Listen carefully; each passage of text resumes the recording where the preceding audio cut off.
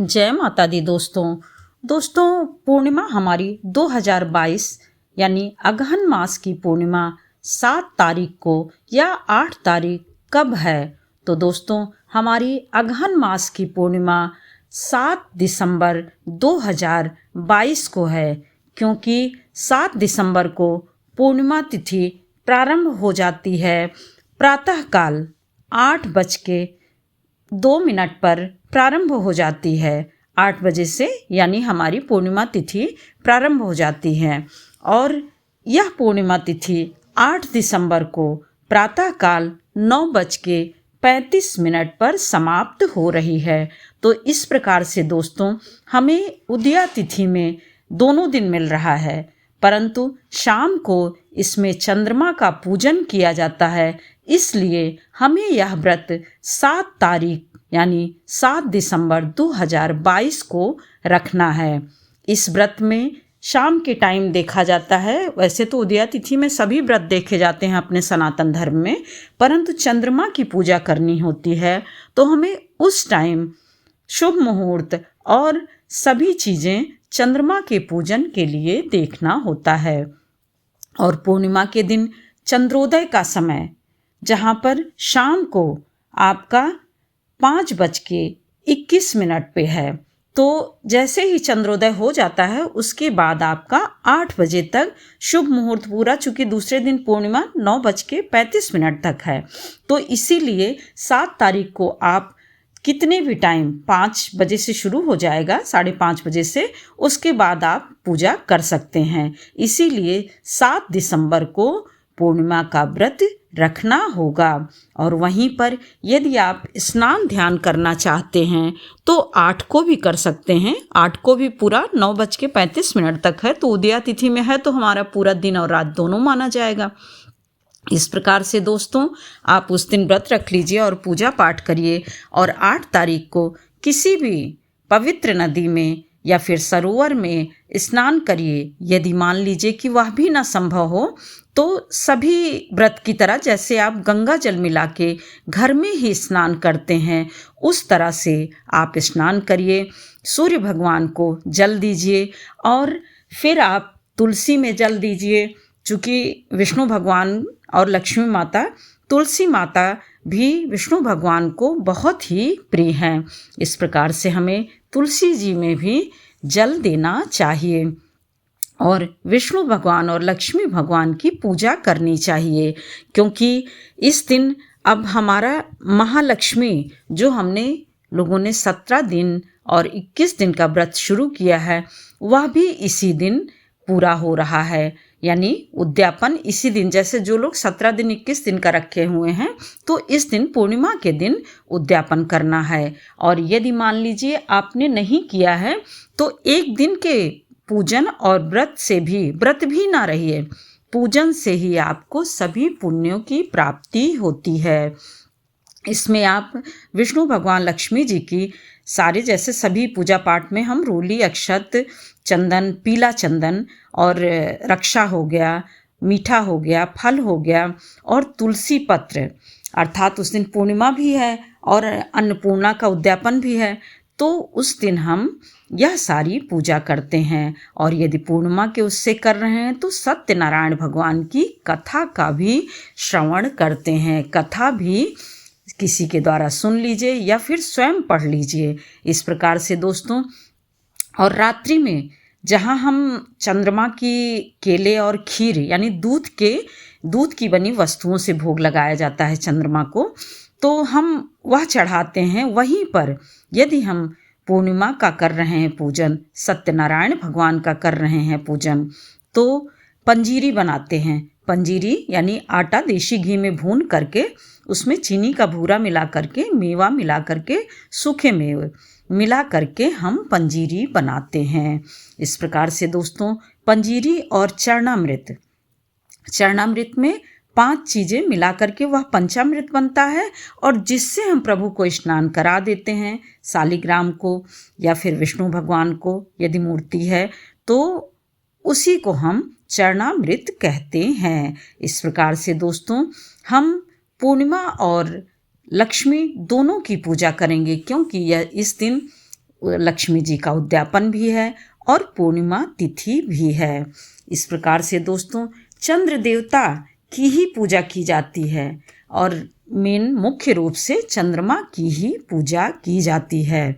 भगवान कृष्ण को यह महीना अत्यंत ही प्रिय है। जैसा मैंने पहले भी बताया है वीडियो में कि भगवान को तो इतना मतलब उन्होंने कहा है कि यदि मुझे महीना बनने को कहा जाता तो मैं मार्गशीर्ष महीना बनना पसंद करता।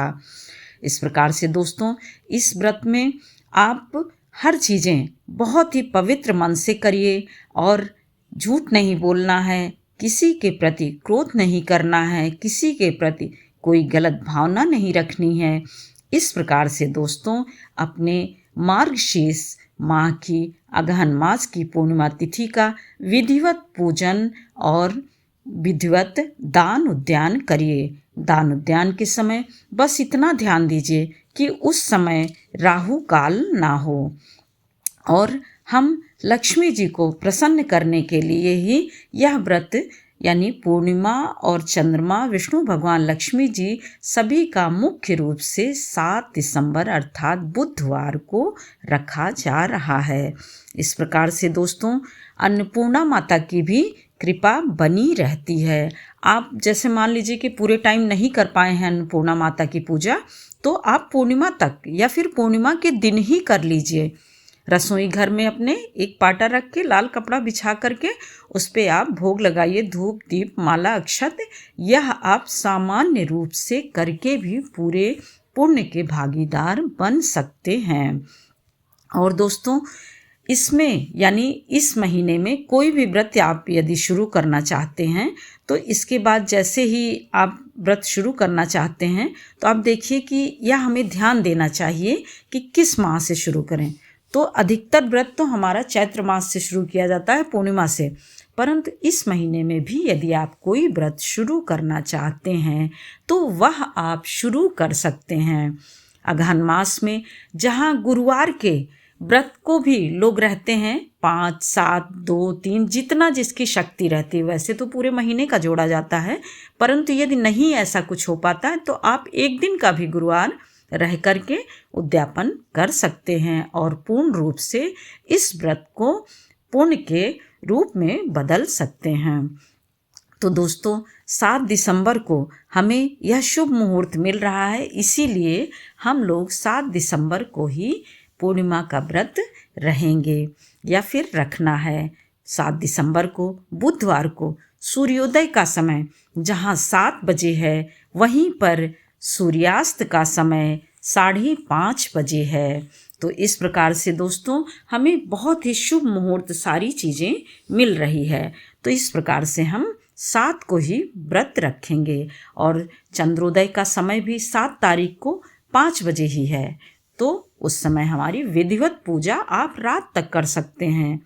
इस प्रकार से हाँ, और ये ध्यान दीजिएगा कि दोपहर में राहु काल है 12:30 से लेकर के 1:30 बजे तक। तो इस समय हमें यानी हमें 12:30 से पहले ही जो भी दान उद्यान करना है वह सब कर देना होता है या फिर करना है, क्योंकि राहु काल में कोई भी शुभ कार्य नहीं करते हैं। तो हम 12:30 बजे से लेकर के 1:30 बजे तक कोई भी दान उद्यान नहीं करना है हमें। इस प्रकार से दोस्तों वहीं पर 8 दिसंबर को आप देखिए कि सूर्योदय का समय 6:30 बजे है आपका और सूर्यास्त का समय 5:30 बजे है। तो इस प्रकार से चंद्रोदय का समय 5:45 है। आप उस दिन भी कर सकते हैं, परंतु पूर्ण रूप से हमें 7 तारीख को मिल रहा है, इसलिए हमें 7 ही को व्रत रखना पुण्य का भागीदार बनाएगा या फिर हमारे लिए बहुत ही कल्याणकारी होगा।